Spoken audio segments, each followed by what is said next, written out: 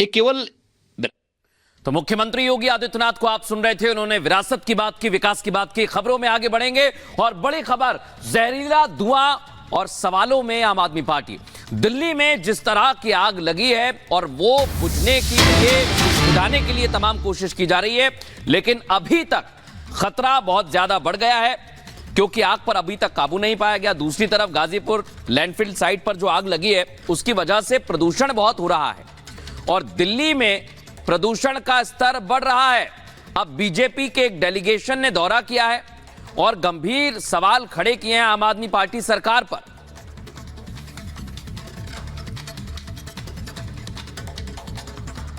क्या लगता है कि किसकी कमी है इसमें? लूट, भ्रष्टाचार और कमिटमेंट, ये तीन है इसमें कारण। नियत नहीं है काम करने की। 25 मशीनें यहाँ है जिनका काम है कूड़े को डिस्पोज ऑफ करना, आधी से ज्यादा खराब पड़ी है। वो फायर ब्रिगेड की गाड़ी देखिए, जब तक वो खराब हो गई, कल आई थी, जब तक हटेगी नहीं दूसरी गाड़ी जा नहीं सकती, तो आग बंद कैसे होगी? वो भी अरविंद केजरीवाल सरकार की तरह डायलिसिस पे है। पूरा का पूरा सिस्टम ठप है, डिसीजन लेने वाला कोई है नहीं। स्थायी समिति का निर्माण हो जाता, नई कंपनी को टेंडर मिल जाता, तब तक ये काम खत्म हो जाता। लेकिन 2023 का वादा अरविंद केजरीवाल ने किया था, क्या हुआ उस वादे का?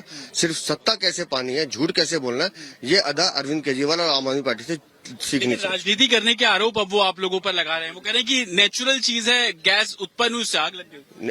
अभी तो जो बयान आया उनका कि कल बड़ी गर्मी थी, अभी तो अप्रैल है हमारा।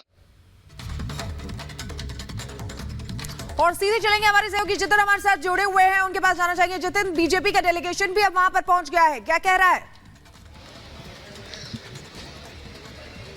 आज बिल्कुल देखिए, बीजेपी का डेलीगेशन दो बड़ी बातें कह रहे हैं। एक, जो दावे आम आदमी पार्टी ने किए एमसीडी चुनाव को लेकर, वो दावे कहीं ना कहीं खोखले साबित हुए। उन्होंने कहा 2023 दिसंबर तक ये जो मेरे पीछे आप कूड़े का खत्ता देख रहे हैं जिसमें आग लग गई है, ये खत्ता खत्म कर देंगे, लेकिन अब वो डेडलाइन बढ़कर 2025 तक पहुंच गई है। दूसरी बड़ी बात बीजेपी डेलीगेशन ने की कि 25 मशीनें हैं यहाँ पर जो कि कूड़े को डिस्पोज ऑफ करने का काम करती हैं। ज्यादातर मशीनें खराब है। अगर वो मशीनें चल रही होती तो जो पहाड़ आप अभी तस्वीरों में देख रहे हैं, ये पहाड़ कुछ कम किया जा सकता था।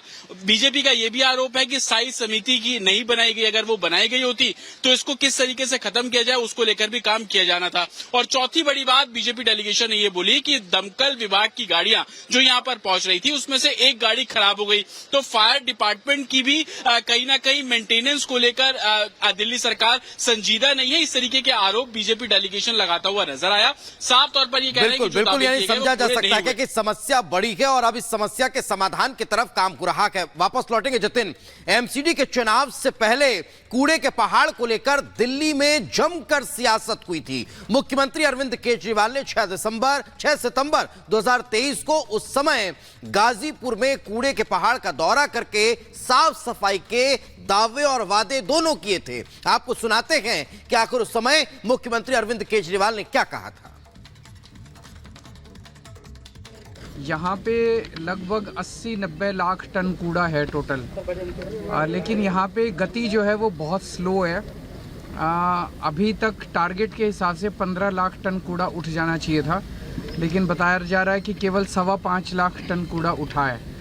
अभी प्लान ये था, अभी जो मुझे अंदर बताया गया कि एक और पैरेलल एजेंसी को हायर करने का प्लान है, तो मैंने इन्हें कहा है कि एक की बजाय 2 और पैरेलल एजेंसीज को हायर कर लिया जाए ताकि स्पीड जो है वो स्पीड पकड़ सके और हम इसे जल्द से जल्द कूड़े के पहाड़ को साफ कर सकें।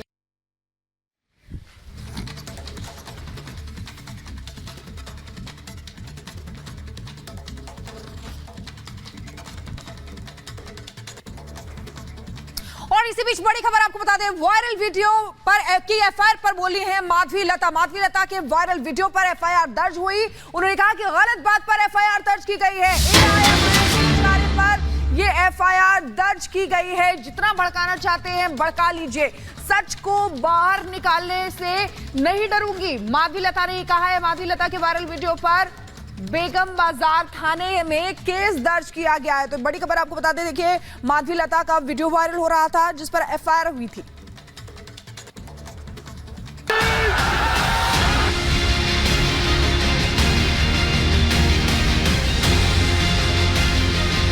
आप जितना भड़काना चाहते हो भड़का लीजिए।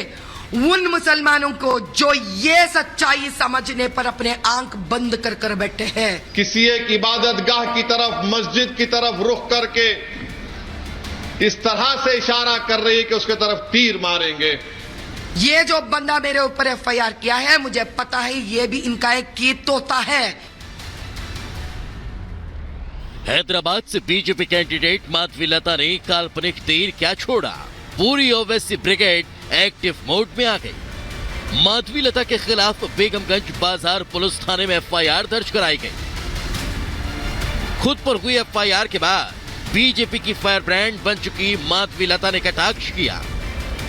माधवीलता का कहना है कि रामनवमी के त्योहार का माहौल था, ऐसे में तीर छोड़ना प्रतीकात्मक था। आगे ये लोग पटाखे चलाने पर भी एफआईआर कर देंगे। ये लोग मोबाइल के जरिए मामले को किसी और की दिशा में घुमा रहे हैं। हमने उस दिन एक त्योहार के महोत्सव के जैसा वहां पे जैसे दिवाली पे पटाखे जलाते हैं, हमने रामबाण चलाई है। अभी कोई पटाखे जलाते हैं तो आप बोलेंगे कि आप पटाखे इसलिए जला रहे हो क्योंकि मस्जिद को आप कुछ करना चाहते हो। इसी प्रकार से ये तीर का भी एक नया अंदाज से एक कमेंट हमारे ऊपर, एक गलत बात हमारे पे दर्ज किया गया है। हालांकि उस मोबाइल में कहीं पे भी जहां हम तीर चला रहे थे मस्जिद नहीं था। अभी आप उस फोन को कोई और दिशा में दिखाना चाह रहे हो तो मस्जिद ही नहीं कुछ और भी आप दिखा सकते हो अगर आप चाहते हो तो। इतना कि नहीं, माधवीलता ने अज़दुद्दीन ओवैसी को सख्त लहजे में चेतावनी दी कि अब उनके सच को वो एक एक कर बाहर लाएंगी। साथ ही खुद पर एफआईआर कराने वाले को उन्होंने ओवैसी का तोता बताया है। ये जो बंदा मेरे ऊपर एफआईआर किया है, मुझे पता है ये भी इनका एक कीत तोता है। मुझे पता है इनका एक ऐसा बंदा है जो इनके नाचता है इनके इशारों पर, पता नहीं उसका क्या है। ये लोग डरा के करवा रहे, धमकी देकर करा रहे। लेकिन असद जी, मैं आज बता रही हूं, सारे जितने वक्फ बोर्ड के प्रॉपर्टीज अपने हड़ पे ना, वो और मंदिरों के जमीन भी जितने भी कब्जा हुए, मैं पूरा बाहर निकाल रही हूं। घड़ी आपका शुरू हो गया। आप जितना भड़काना चाहते हो भड़का लीजिए उन मुसलमानों को जो ये सच्चाई समझने पर अपने आंख बंद कर कर बैठे हैं। अब तक शांत बैठे ओवैसी भाईजान भी फुल फॉर्म में दिखाई दे रहे हैं। पहले फेज के चुनाव तक काफी शांत दिखाई दे रहे अज़दुद्दीन ओवैसी ने काल्पनिक तीर वाले मुद्दे के बाद अपने भाषणों की लाइन लेंथ ही बदल दी। ओवैसी अपने चुनावी भाषणों में 13 मई को होने वाली वोटिंग में तीर वाले वीडियो को ध्यान में रखकर वोट देने की अपील कर रखे हैं। की तरफ, मस्जिद की तरफ रुख करके इस तरह से इशारा कर रही है कि उसके तरफ तीर मारेंगे। अब भी आप वोट नहीं देंगे, अब भी आप समझेंगे कि नहीं नहीं असद साहब अब मजलिस जीत जाएगी। मेरे भाई, अगर एहसास है, तकलीफ है, उस इबादतगाह के लिए अगर तकलीफ है तो कम से कम मजलिस के लिए नहीं तो कम से कम उस इबादतगाह की अजमत के लिए तो निकल कर वोट डालो मजलिस के लिए। खुद को मुस्लिमों का सबसे बड़ा रहनुमा बताने वाले ओवैसी वोट बैंक साधने के लिए अल्पसंख्यक समुदाय को मस्जिद वाला डर दिखा रहे हैं। लेकिन माधवीलता भाईजान की बांटने वाली सियासत का सच बता रही है। साथ ही हिंदुओं के साथ साथ मुसलमान भाइयों के साथ मिलकर लड़ाई की बात कर रही है कि रिलीजियस स्ट्रक्चर के सामने आरएसएस और बीजेपी वाले इस तरह का एक्शन करते।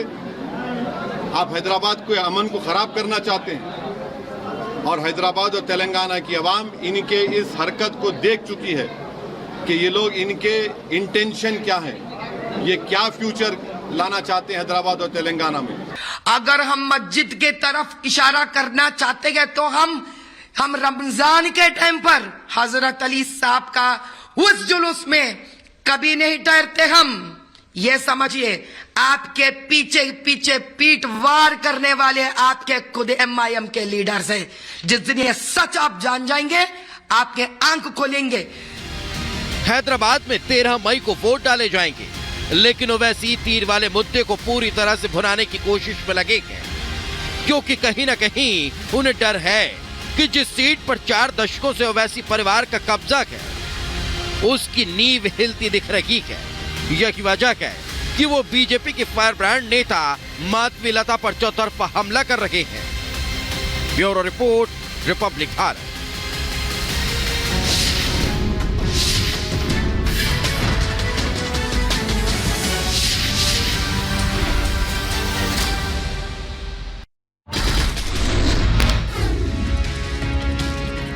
मणिपुर संसदीय क्षेत्र के 11 मतदान केंद्रों पर पुनर्मतदान जारी। वोटिंग को लेकर पूरे इलाके में सुरक्षा सख्त, भारी संख्या में सुरक्षा बल के जवान तैनात। आज उत्तर प्रदेश के अलीगढ़ दौरे पर रहेंगे प्रधानमंत्री नरेंद्र मोदी। दोपहर करीब 2 बजे नुमाइश ग्राउंड में जनसभा को करेंगे संबोधित। बीजेपी प्रत्याशी सतीश गौतम के समर्थन में करेंगे वोट की अपील। बीजेपी अध्यक्ष जेपी नड्डा आज छत्तीसगढ़ में भरेंगे चुनावी हुंकार। 3 जनसभाओं को करेंगे संबोधित। बिलासपुर में सुबह 11:45 पर, दुर्ग में दोपहर करीब 1:35 पर और तीसरी जनसभा रायपुर में करेंगे। वहीं आज छत्तीसगढ़ के कांकेर में गृह मंत्री अमित शाह की रैली। बीजेपी प्रत्याशी भोजराज नाग के पक्ष में करेंगे चुनावी प्रचार। जनता से बीजेपी प्रत्याशी को वोट की करेंगे अपील। आज आगरा के दौरे पर रहेंगे सीएम योगी आदित्यनाथ। फतेहपुर सीकरी लोकसभा क्षेत्र स्थित किरावली में जनसभा को करेंगे संबोधित। फतेहपुर सीकरी सीट पर मौजूदा सांसद राजकुमार चाहर के समर्थन में वोट की करेंगे अपील। लद्दाख के लिए पहुंचे रक्षा मंत्री राजनाथ सिंह। सेना के जवानों ने किया रक्षा मंत्री का स्वागत। सियाचिन में जवानों से बातचीत करेंगे। बीजेपी सांसद मनोज तिवारी ने गाजियाबाद से बीजेपी उम्मीदवार के लिए किया प्रचार। गाना गाकर अतुल गर्ग के समर्थन में वोट देने की अपील की। भारी संख्या में मौजूद रहे बीजेपी के कार्यकर्ता।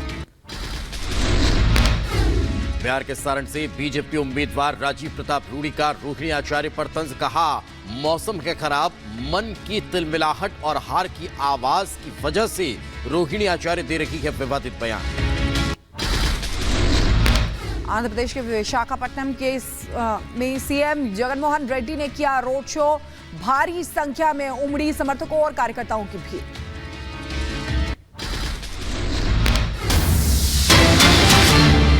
में शुगर लेवल 45 पे गिर गया था।